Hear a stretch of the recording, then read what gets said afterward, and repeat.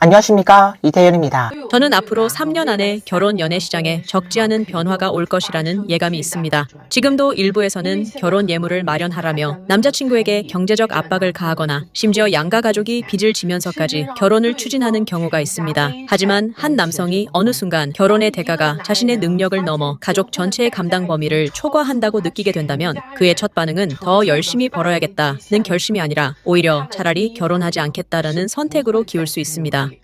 심천의 소개팅 시장은 이미 여성들에게도 상당히 경쟁적인 환경이 되었다는 이야기가 나옵니다. 온라인에서 흔히 보이는 남성이 여성보다 3천만 명 많다는 식의 거시적 통계만으로는 현실을 설명하기 어렵습니다. 그런 숫자는 인구 구조를 보여주는 큰 흐름일 뿐 실제 개인의 만남과 선택에는 그대로 적용되지 않을 수 있습니다. 지금은 결혼 정년기를 지난 여성들 사이에서도 더 나은 조건을 찾기 위한 경쟁이 적지 않다는 분석도 있습니다. 기대 수준이 높아질수록 선택지는 오히려 좁아질 수 있고 기준을 전혀 조정하지 않는다면 결국 혼자 남게 될 가능성이 높습니다. 최근 중국 남성들이 결혼 시장에서 새로운 선택지를 모색하고 있다는 이야기가 나오고 있습니다. 민정국 통계를 근거로 국제 결혼 사례가 증가하고 있다는 주장도 제기됩니다. 예를 들어 운남성 국경 지역의 일부 소도시에서는 매달 평균 300명의 베트남 신부가 중국으로 들어오고 있다고 합니다. 동북 지역에서는 러시아로 소개팅을 가는 사례가 언급되기도 합니다. 또 푸젠의 일부 부유층에서는 우크라이나 등 해외에서 배우자를 맞이하는 경우가 있다는 이야기도 전해집니다. 특히 광서성 지역에서는 10명이 국제 결혼을 한다면 8건은 중국 남성과 외국인 배우자의 결합 형태라는 분석도 나옵니다. 남경의 소개팅 시장에서는 99%의 남성들이 여성의 동거 경험을 받아들이기 어렵다고 말한다고 합니다. 그렇다면 현실에서 동거 경험이 전혀 없는 여성이 과연 얼마나 될까요? 일부 남성들이 드는 이유는 이렇습니다. 동거를 했다면 사실상 재혼과 다를 바 없다. 법적인 혼인관계만 없었을 뿐 부부가 하는 일은 다 한 것 아니냐는 주장입니다. 중국이 이제 여인국으로 들어가고 있는 것일까요? 최근 심천, 남경, 송도 등 여러 도시의 이른바 맞선에서는 남녀 비율이 무려 1대 50에 이르는 현상이 나타나고 있습니다. 또한 항주에서는 한 차례 맞선 행사에 수천 명의 여성이 참가했지만 남성은 단 한 명도 나타나지 않았다는 사례까지 전해지고 있습니다. 공개된 통계에 따르면 중국의 남성 인구는 여성보다 약 3천만 명이 더 많은 것으로 나타납니다. 혼인 정년기에 해당하는 미혼 남성도 1억 5,900만 명에 달합니다. 분명히 전체 인구 구조만 놓고 보면 남다 여소, 즉 남자가 많고 여성이 적은 상황입니다. 그런데 왜 실제 연애 결혼 시장에서는 미혼 여성 50명당 겨우 남성 1명이 매칭되는 현상이 나타나는 것일까요? 중국 민정부 자료 역시 이러한 흐름을 보여줍니다. 2025년 1~3분기 중국의 혼인신고 건수는 5,102만 2천 쌍에 그쳤습니다. 중국 사회가 아주 빠른 속도로 독신 시대로 진입하고 있음을 시사합니다. 2025년 기준 중국의 1인 가구 및 미혼 인구는 이미 3억 명을 넘어선 것으로 집계됩니다. 이와 함께 이른바 고령 미혼 여성으로 불리는 집단의 배우자 선택 기준 역시 미묘한 변화를 보이고 있다는 분석도 나오고 있습니다. 남성 측에서 예물을 주지 않는다면 받아들이실 수 있습니까? 예물이 없어도 괜찮습니다. 대신 집이 있으면 됩니다. 받아들이기 어렵습니다. 안 됩니다. 왜 그렇습니까? 이건 하나의 의식 같은 거라고 생각합니다. 저는 그게 일종의 마음 표현이라고 봅니다. 많이 줄 필요는 없다고 생각하지만 그래도 태도의 문제라고 생각합니다. 남성 측에서 예물을 주지 않는다면 받아들이실 수 있습니까? 저는 조금 어렵다고 생각합니다. 제가 요구하지 않을 수는 있지만 내가 안 받겠다는 것과 상대가 주지 않는다는 건 전혀 다른 문제라고 생각합니다. 그렇지 않습니까?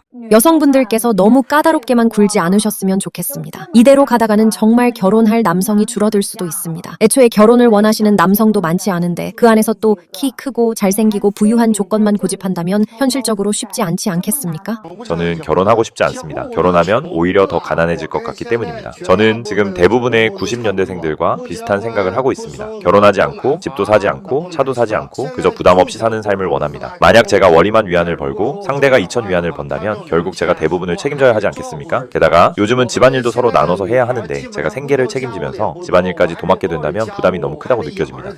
솔직히 말씀드리자면 앞으로는 오히려 여성 쪽에서 결혼을 더 원하게 될 것이라는 주장도 있습니다. 현재 남성들의 결혼 의향이 급격히 낮아졌다는 분석도 나오고 있습니다. 올해 정주의 결혼 연애 시장만 보더라도 정주뿐만 아니라 다른 지역을 둘러봐도 여성 참가자가 더 많은 분위기라는 이야기가 있습니다. 이제는 남성들이 깨어났으니 여성들도 현실을 직시해야 한다는 목소리도 있습니다. 그렇다면 남성들이 결혼을 통해 얻고자 했던 것은 무엇일까요? 전통적으로는 다음과 같은 요소들이 언급되어 왔습니다. 생활을 함께 돌봐줄 사람, 자녀를 낳고 않고 가정을 이어갈 기반, 친밀한 관계에서의 정서적, 신체적 욕구, 충족, 그리고 힘들 때 이야기를 나눌 가까운 동반자. 그러나 오늘날에는 이러한 요소들이 반드시 결혼이라는 제도를 통해서만 충족되는 것은 아니라는 주장도 제기되고 있습니다. 25세부터 28세까지의 여성, 이 연령대는 이른바 결혼 적기로 불리는 시기입니다. 본인에게 일정한 능력이나 조건이 있다면 상대적으로 선호를 받을 가능성도 있습니다. 예를 들어 조건이 좋은 남성 10명 중 6명 정도는 교류를 시도해 볼 수 있다는 식의 주장도 있습니다. 28세부터 33세까지의 여성, 이를 두고 일부에서는 연령 보너스의 마지막 기회라고 표현하기도 합니다. 다만 가정 형편이 매우 좋은 남성층은 선택 기준이 더 까다로울 수 있고, 반면 재혼을 고려하는 일정 조건의 남성들 사이에서는 여전히 경쟁력이 있을 수 있다는 분석도 있습니다. 35세부터 40세까지의 여성, 하지만 이 나이가 되도록 가족이나 외부의 지원이 없는 상황이라면 조건을 낮추더라도 단기적인 관계밖에 성공할 수 없을 겁니다. 따라서 장기적이고 안정적인 결혼은 생각하지 않는 게 최선일지도 모릅니다. 요즘 결혼 정년기를 지난 여성들 사이의 경쟁이 정말 치열하다는 생각이 듭니다. 작년에는 차도 필요 없고 집도 필요 없고 예물도 바라지 않는다고 했지만 그럼에도 인연을 찾지 못했습니다. 그래서 올해는 생각을 조금 바꿔 열심히 돈을 모아 약 8만 위안 정도를 준비해 보려고 합니다. 상황이 이렇게까지 된 이유를 정확히 설명하기는 어렵지만 그만큼 현실이 녹록지 않다는 건 분명한 것 같습니다. 어쨌든 올해는 오히려 제가 8만 위안을 보태서라도 결혼을 해보겠다는 마음입니다. 설이 지나면 저는 정말로 39살이 됩니다. 아직 결혼도 하지 않았고 아이도 없습니다. 주변 친구들은 올해 제가 정말 결혼이 급해졌다고 말합니다. 저는 솔직히 급격한 노화라는 게 정말 존재한다고 느낍니다. 나이가 드는 게 천천히 오는 게 아니라 어느 순간 갑자기 훅 다가오는 느낌입니다. 그래서인지 제 인생에 남은 시간이 많지 않은 것 같다는 생각이 들고 앞으로의 삶이 잘 보이지 않아 막막해질 때도 있습니다.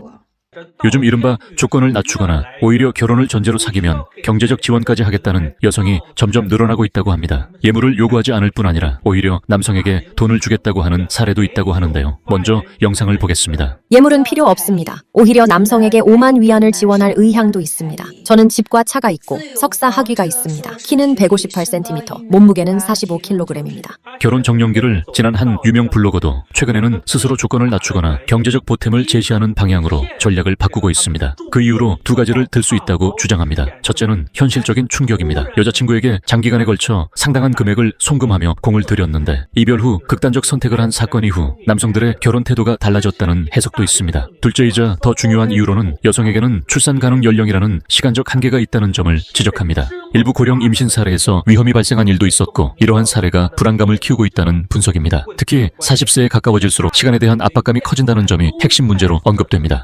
실제로 중국의 연애 결혼 시장은 현재 구조적 왜곡을 겪고 있다는 지적이 나오고 있습니다. 혼인율은 사상 최저 수준으로 떨어지고 이혼율은 상승하고 있으며 차, 집 등 높은 물질적 조건, 성 역할 갈등, 과도한 이상화와 이중잣대 문제 등이 함께 언급되고 있습니다. 예를 들면 25세의 외모가 평균 이상이고 키 160cm, 월급 6천 위안 수준의 학사 학위 여성은 비교적 쉽게 우량 조건이라는 평가를 받는다고 합니다. 반면 28세의 단정한 외모, 키 175cm, 월급 1만 위안 이상의 학사 학위 남성이라 하더라도 집과 차가 없다면 연애 결혼 시장에서 경쟁력이 없다는 목소리도 있습니다. 또한 일부에서는 여성의 배우자 선택 기준에서 집과 차는 이미 기본 조건이 되었다고 합니다.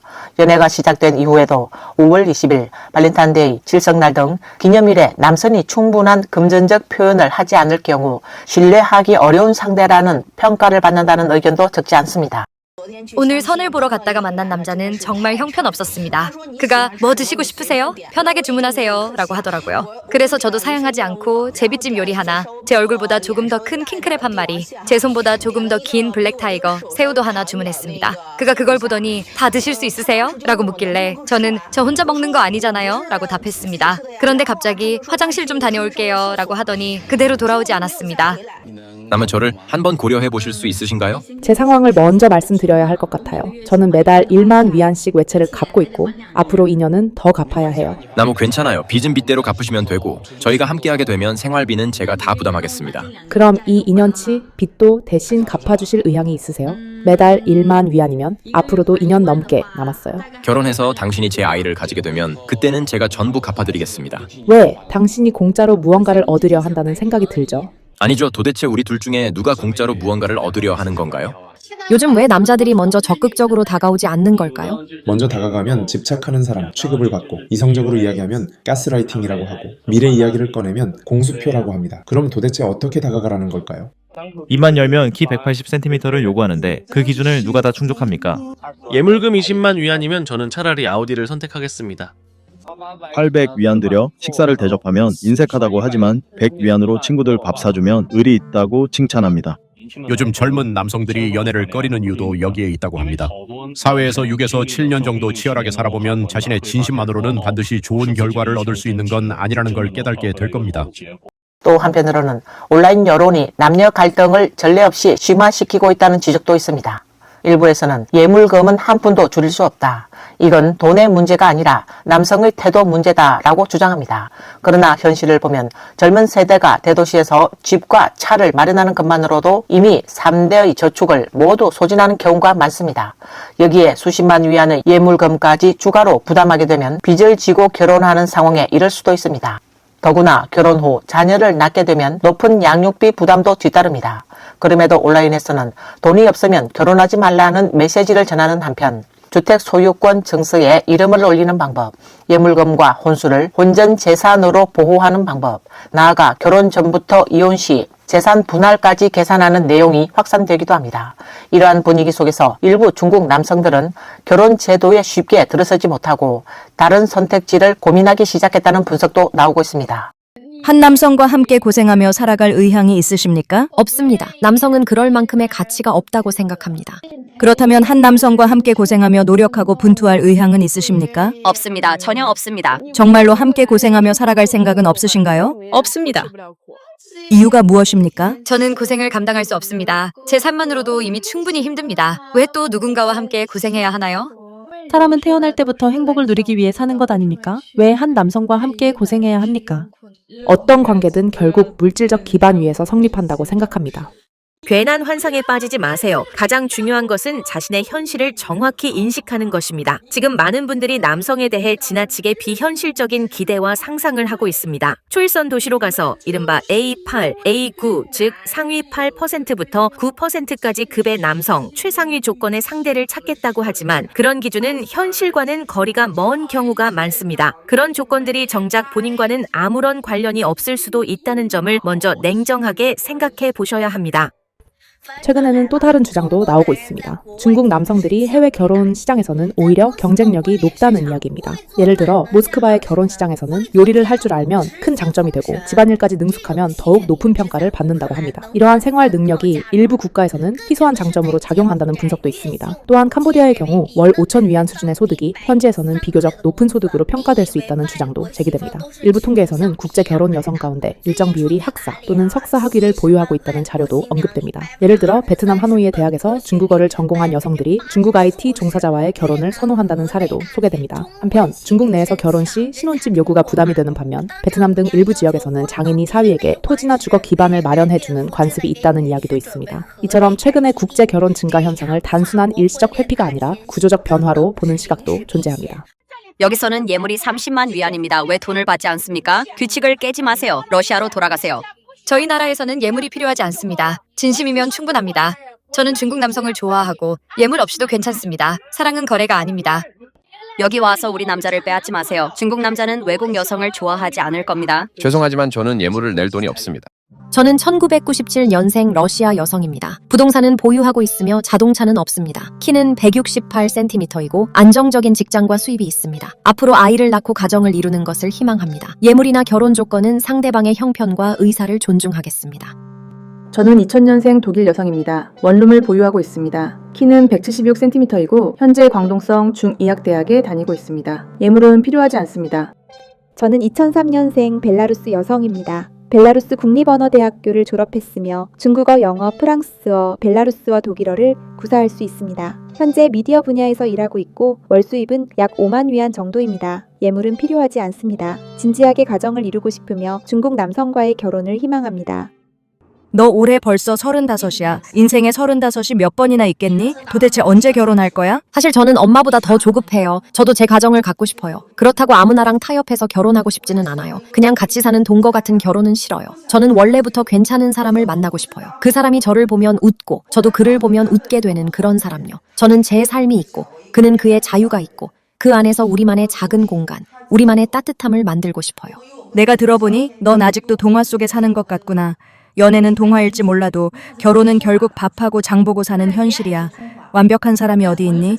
완벽한 사람은 없어. 완벽하지 않은 사람에게서 장점을 찾는 게 결혼이야.